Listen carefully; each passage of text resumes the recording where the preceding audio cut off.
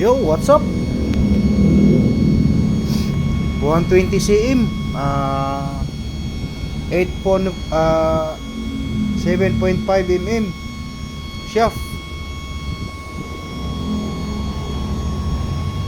Saka dinagdagan natin ng rubber, guys. Yan, bali dalawa lang sana yan. Nagbutas pa tayo dito para medyo powerful naman yung ano natin. At saka binago ko yung flapper, guys, nasa taas na. Nandito yan dati sa gilid, sa ilalim eh. Ayan, inano na natin sa taas. Kasi medyo maiksi yung ano natin, tatama siya dito.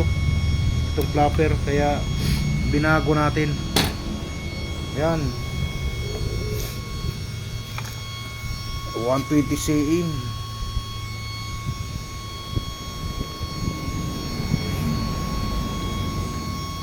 16 mm, tatlong rubber, 16 mm life spare. Ang ganda talaga ng ano ng life spare. Suabe pag babanatin mo eh. Yan.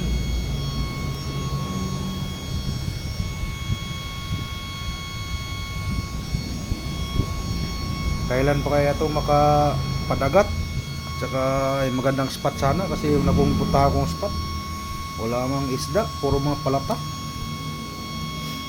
Ayan, naka ano na rin to siya, naka breakaway setup. Yan, dito ikabit yung breakaway. Tangay-tangay ng isda tong monoline at saka itong bala pag nakatira.